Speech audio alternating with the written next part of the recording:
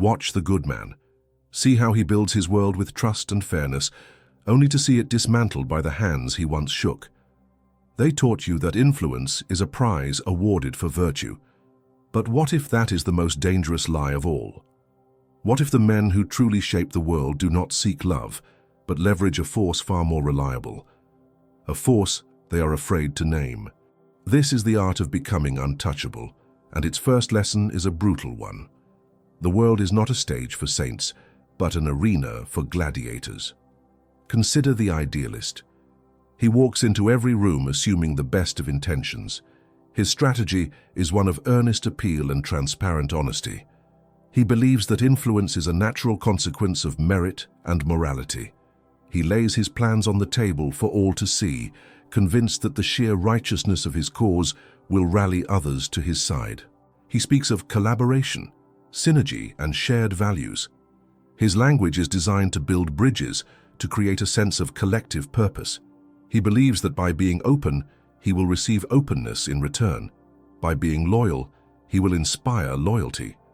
In his mind, human relations are a simple equation of reciprocity. To be influential, one must first be likable. To be respected, one must first be gentle.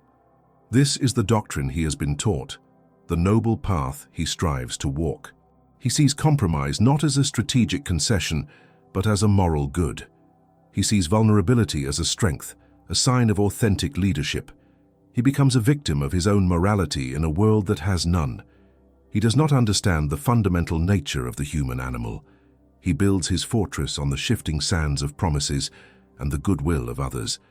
And when the tide of self-interest inevitably comes in, his foundations crumble. His allies, who smiled and nodded, see an opportunity. His transparency is not seen as confidence, but as a fatal lack of cunning. His plans laid bare are no longer a proposal, but an intelligence report for his rivals. The bridge he so carefully constructed becomes a highway for his enemies to march across and seize his territory.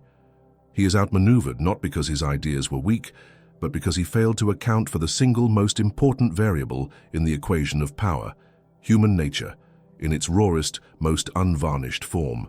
He is blindsided by the betrayal of a colleague he mentored, shocked by the public smear from a group he sought to help.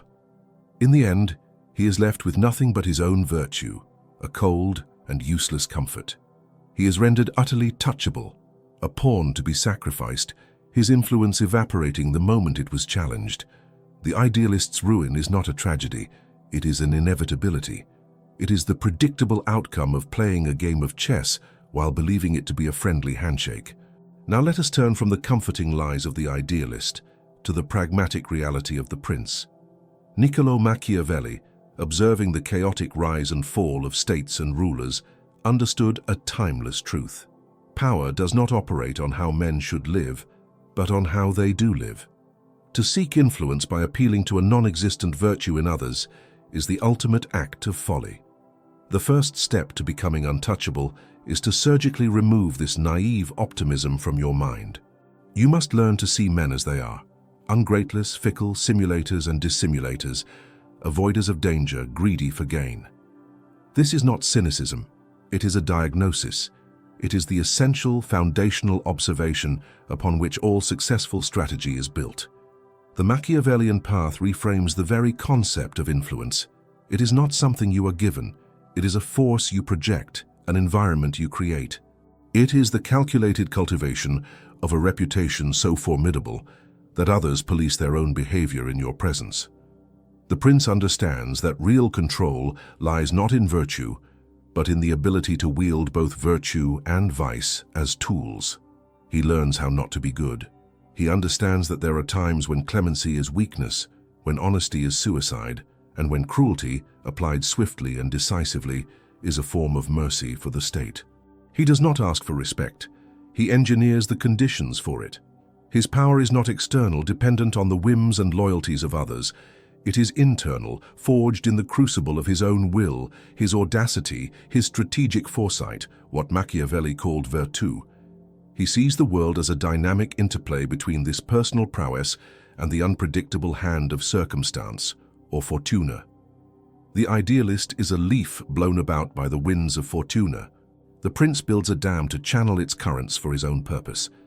The observation of human nature is the prince's primary weapon. He knows that men are moved by two primary levers, fear and desire. While the desire for gain can create temporary alliances, these bonds are fragile, easily broken when a better offer appears. Fear, however, is a far more reliable motivator. This is the cornerstone of becoming untouchable. For love is held by a chain of obligation which, since men are wicked, is broken at every opportunity for their own utility.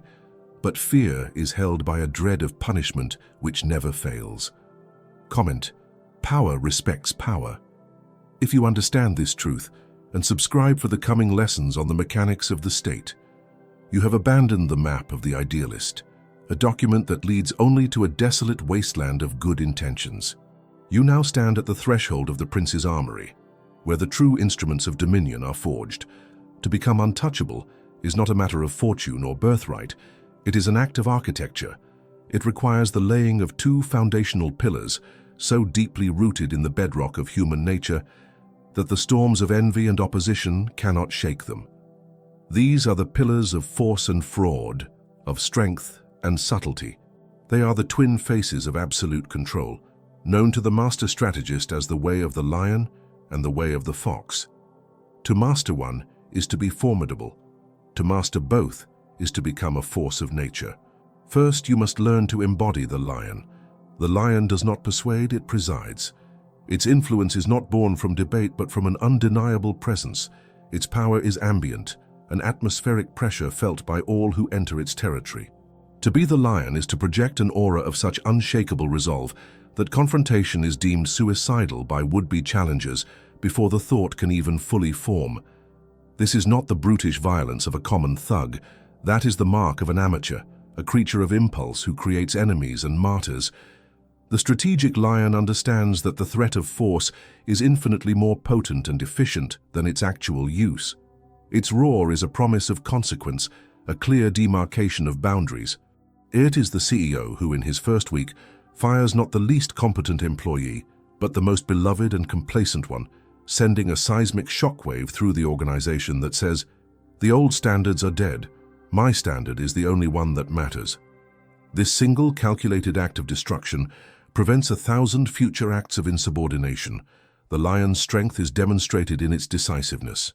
While lesser men are trapped in the paralysis of analysis, endlessly seeking consensus, the lion acts.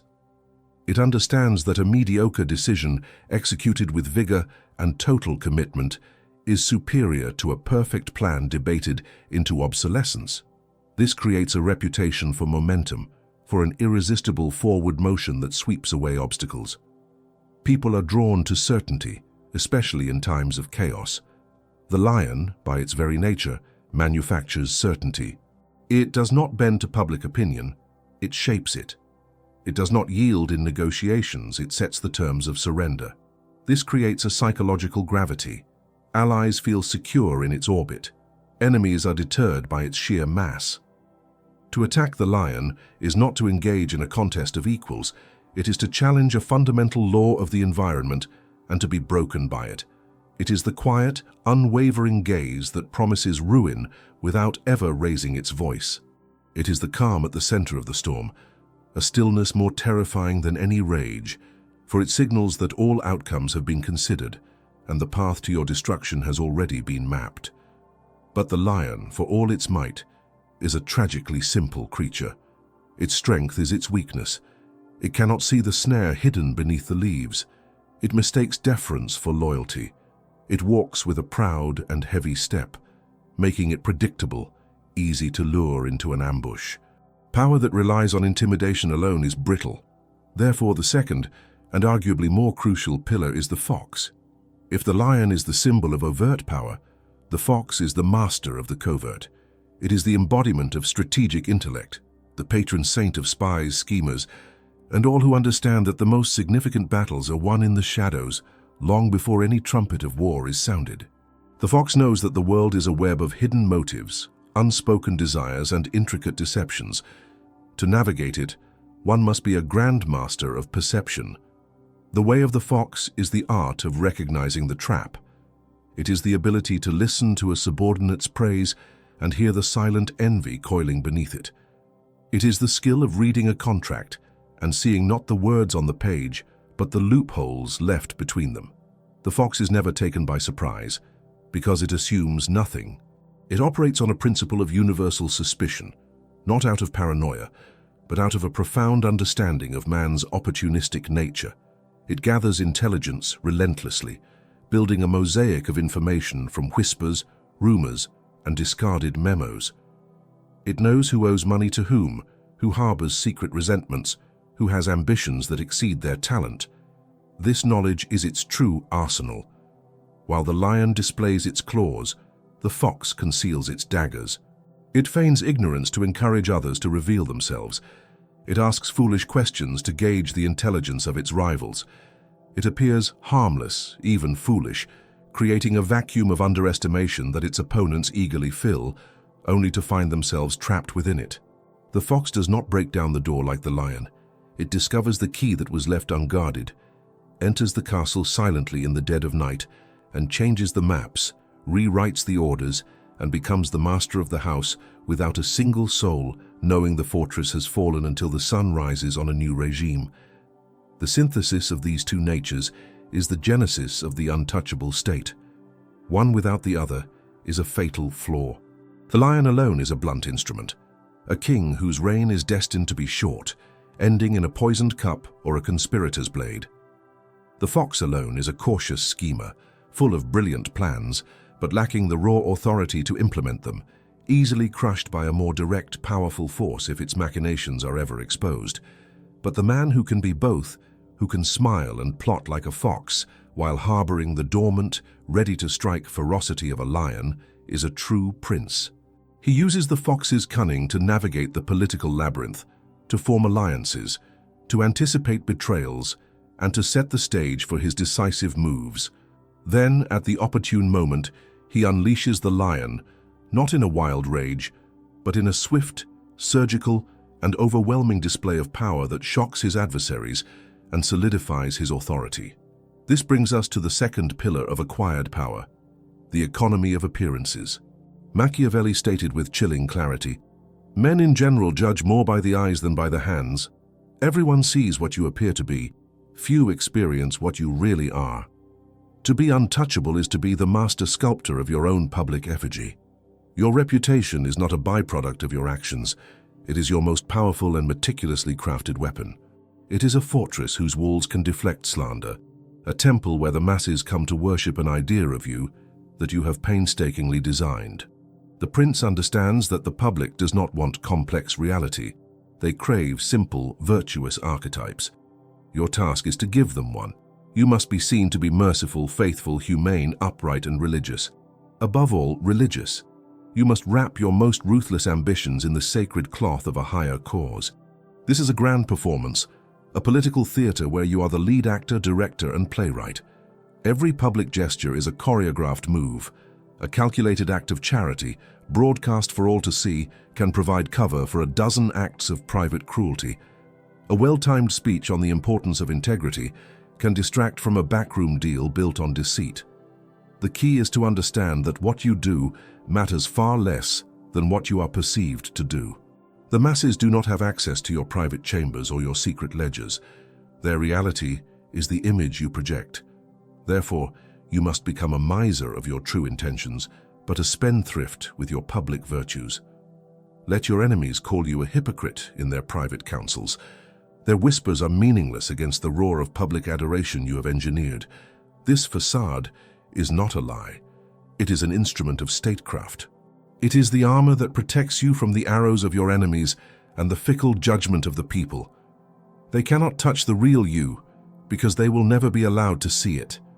They will only see the monument you have built, and they will defend it as if it were their own. You have been given the blueprints for the external pillars of power, the ferocity of the lion and the cunning of the fox. You have been taught to sculpt your public image into an idol of manufactured virtue. But these are merely the outer walls of the fortress. The true throne room, the seat of all dominion, resides within the sovereign's own mind.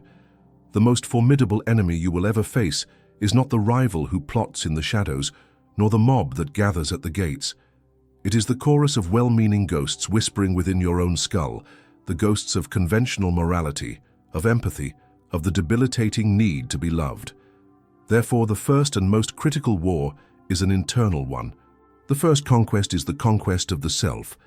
Before you can command the world, you must achieve absolute mastery over your own soul, silencing its sentimental and treacherous impulses until all that remains is the cold, clear and silent hum of strategic will. This is the meaning of the prince's detachment. He must perform a kind of psychic surgery on himself, excising the cancerous tumors of guilt and hesitation. Where the common man feels a pang of conscience, the prince feels only a flicker of calculation. He assesses actions not on a spectrum of right and wrong, childish categories for a world of brutal complexity, but on a spectrum of effective and ineffective. Will this action secure the state? Will it enhance my position? Will it neutralize a threat? These are the only questions of merit. This mental state is a lonely plateau, a high and windswept place far above the fog of popular opinion. From this vantage point, you learn to see human society not as a community of souls, but as a complex piece of machinery. You see the gears of greed, the levers of fear, the circuits of vanity, and like a master engineer, you can then manipulate these components without emotional attachment, without your hand trembling as you rewire the system to serve your purpose. This is a profound liberation. It is the freedom from the tyranny of other people's expectations. When you cease to care whether you are judged as good, you acquire the power to do what is necessary.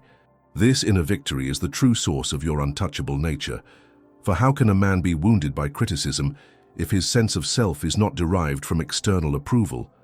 How can he be manipulated by sentiment if his heart has been replaced by a finely calibrated instrument of logic?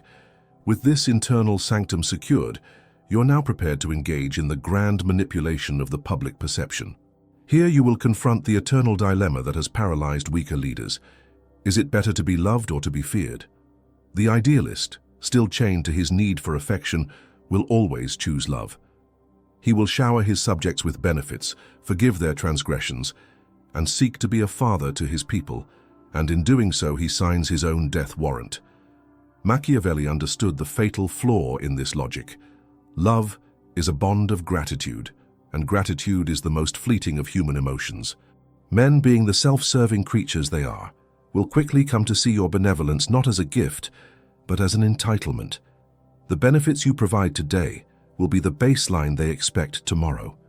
The moment you fail to meet their escalating demands, their love will curdle into resentment and contempt. To rule by love is to make yourself a hostage to the insatiable appetite of the masses. You become a supplicant, constantly feeding a beast that will devour you the moment the food runs out.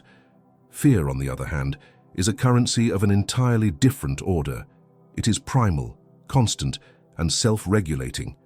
While love is based on an obligation you place on others, fear is based on their own instinct for self-preservation. A ruler who is feared establishes a clear boundary of consequence. His subjects obey him not because they feel they owe him something, but because they understand the precise and painful cost of disobedience. This is a far more stable and predictable foundation upon which to build a state. Yet here we arrive at the most subtle and crucial distinction of the entire Machiavellian doctrine, the chasm that separates being feared from being hated. The amateur despot, the brutish tyrant, rules by inspiring hatred. He is capricious. He seizes property on a whim. He violates the honor of his citizens' families. His cruelty is random, personal, and predatory. This is a fatal error. Hatred does not create obedience. It creates martyrs. It is the fuel of conspiracy, the seed of rebellion. A populace that hates you will endure any hardship and take any risk to see you destroyed. The masterful prince, therefore, cultivates a very specific kind of fear, a calculated, impersonal, and almost reverential dread. His cruelty, when it must be used, is never a fit of passion. It is a spectacle of justice, a surgical strike applied swiftly and publicly to a clear transgressor. It is designed not to terrorize, but to educate. The punishment of one becomes a lesson for all. By establishing predictable and severe consequences for actions that threaten the state, you create an environment of order. Your subjects fear the consequences of their own actions, not your unpredictable moods. To avoid hatred, you must follow two ironclad rules. You do not take your subjects' property, and you do not touch their honor. A man will forget the death of his father sooner than the loss of his patrimony. As long as you protect their possessions and their families, they will tolerate and even welcome your firm hand. They will see you not as an oppressor, but as the grim guarantor of the stability that allows them to pursue their own small lives in peace. They will not love you, but they will obey you, and that is infinitely more valuable. This brings us to the final element, the construction of the public facade. Every act you perform in the public eye must be a scene in a meticulously crafted play. Your true self, the cold strategist forged in your internal war, must never be seen. That self is for the council room, for the late-night planning session, for the moment you sign a death warrant. In public, you are the character the people need you to be. You are the embodiment of the virtues they admire. Every word, every gesture is a brushstroke on the canvas of your reputation. The most effective tool in this theatrical production is the calculated use of a proxy for cruelty. A wise ruler understands the necessity of harsh measures, the purging of disloyal elements, the imposition of painful taxes, but he rarely executes these measures himself. Instead, he delegates the dirty work to a subordinate, a minister or a general known for his ruthlessness. This figure becomes the lightning rod for public anger, the focus of their resentment. Let this subordinate be brutally efficient. Let him pacify the province, eliminate the opposition, and restore order through whatever harsh means are necessary. For a time, the people will hate him, but they will obey. Then, once his task is complete and the state is secure, you, the prince, will stage your masterstroke. At a moment of your choosing, you will have this subordinate arrested, tried for his excesses, and publicly and brutally executed in the town square. Cesare Borgia, a master of this technique, appointed the cruel Ramiro de Orco to pacify a rebellious province. Once the job was done, Borgia had him cut in two and his body displayed for all to see. In a single brilliant act, he satisfied the people's thirst for vengeance and positioned himself as their benevolent protector, the just ruler who had saved them from a tyrant, even though the tyrant had been acting on his own orders all along. This is the zenith of political theater. It is the art of using others to absorb the hatred that your necessary actions generate, allowing you to harvest the benefits of the cruelty while simultaneously reaping the rewards of the perceived clemency. Your reputation becomes an impenetrable shield. You are the merciful judge, the pious leader, the father of your people. And behind that mask, untouched and unseen, the true prince continues his work, shaping the world to his will. You have learned to fortify your mind against the disease of sentiment. You have mastered the alchemy of perception, turning fear into an instrument of order. You now possess the psychological armor and the strategic weapons of the prince. But knowledge without action is a sterile and pathetic thing. A blueprint is not a fortress. An unopened book of strategy wins no wars. Now, before we reveal the final cataclysmic act that transforms the contender into the sovereign and solidifies a legacy in stone, you must commit. Ensure you are subscribed, for the ultimate wisdom is not for the spectator. It is a sacrament, reserved only for those prepared to wield it. This is the moment where theory is baptized in the fire of execution. The path to becoming untouchable culminates in a singular seismic event, the masterstroke. This is not another move in the game. It is the act of overturning the board and declaring a new one. The amateur waits for opportunity to knock. The master strategist understands that Fortuna is not a gentle suitor but a raging river, and it favors the one who has the audacity to build a dam, to divert its course, to master its violent energy. The masterstroke is an act of pure virtue, of will and genius, that seizes upon a fleeting window of opportunity created by chaos, a political scandal, an economic collapse, a rival's moment of weakness, and exploits it with such shocking speed and finality that the world is remade before your opponents even realize the old one is gone. It is the moment of calculated violence, of well-used cruelty, that Machiavelli identified as the foundation of all stable states. Let us be clear about the anatomy of this violence. It is not the prolonged, festering brutality of the hated tyrant. That is a slow poison that corrodes the state from within. The masterstroke is a flash of lightning. It is a surgeon's blade, not a butcher's cleaver. Its guiding principle is this: for injuries ought to be done all at once, so that being tasted less, they offend less, whereas benefits ought to be given out little by little, so that they may be savored the more. When you must act, you do not prune the branches of your opposition. You pull the entire tree out by its roots. You do not fire one disloyal executive, you liquidate his entire department in a single afternoon. You do not imprison one conspirator, you annihilate his entire network, his family, his allies, and the memory of his cause in one swift, terrifying purge. This concentration of injury serves a dual purpose. First, it is brutally efficient. It eliminates all present and future threats in a single blow, preventing the slow, agonizing war of attrition that would follow a more hesitant approach. There are no survivors to plot revenge, no simmering resentments left to fester into future rebellions. The shock of the event is so total that it paralyzes the will of any remaining onlookers. They are not angered. They are awestruck by the sheer scale and audacity of your power. Second, by concentrating the pain into a single horrific moment, you allow for a quicker healing. A state can recover from a single sharp wound. It cannot survive 1,000 small cuts. Once the purge is complete, the violence ceases as abruptly as it began. The prince immediately turns his face to the public and offers a new era of peace and stability. The people, having witnessed the terrible consequences of opposition, are now eager to accept the new order.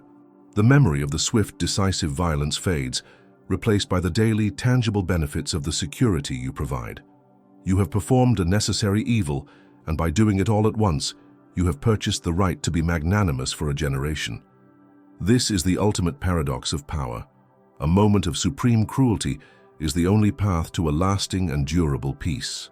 It is the act of a founder, a creator who is willing to burn down the old rotten structure to clear the ground for his grand design. But the masterstroke, for all its pyrotechnic brilliance, is not the end. It is merely the beginning. The true victory is not the event itself, but the lasting stability that grows from its ashes. The amateur prince, drunk on his success, would now rest. He would celebrate his victory, believing the war is over. This is the most dangerous moment of all. The true sovereign understands that the morning after the coup is the most important day of his reign. For power, once seized, is a volatile element. It must be immediately poured into the mold of new institutions, new loyalties, and new laws, lest it evaporate.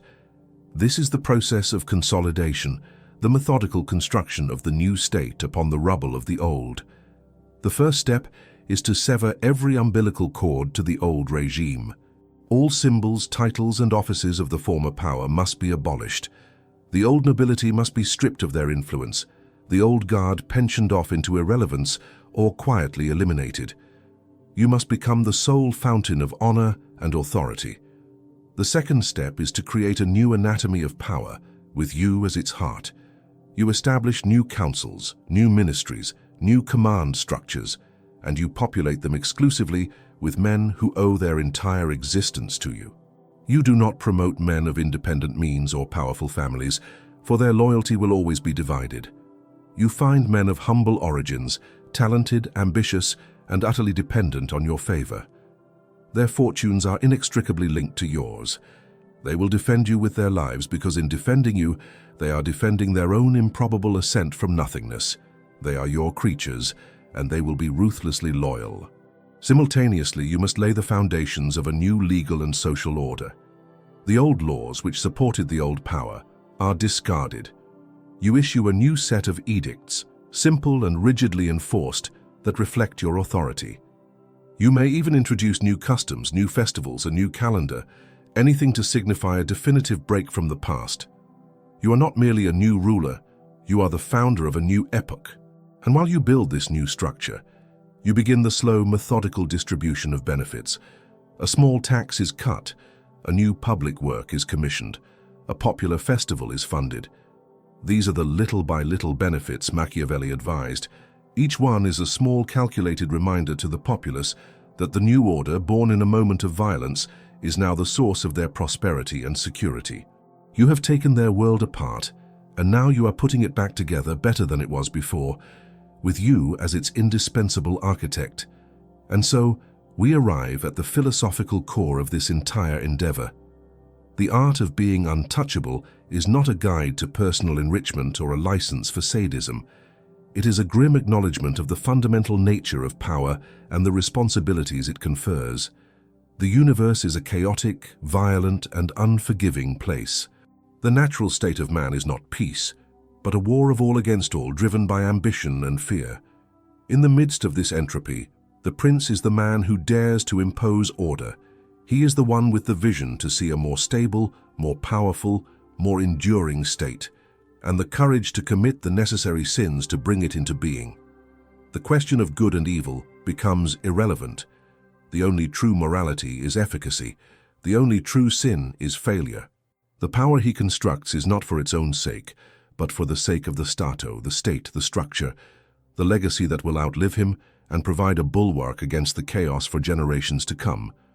He is not a tyrant, he is a founder. He does not seek to be loved or even understood. He seeks only to build a throne that endures, a fortress of order in a world of turmoil, knowing that history absolves the man who wins and venerates the one who builds. Supreme power is not a prize to be won.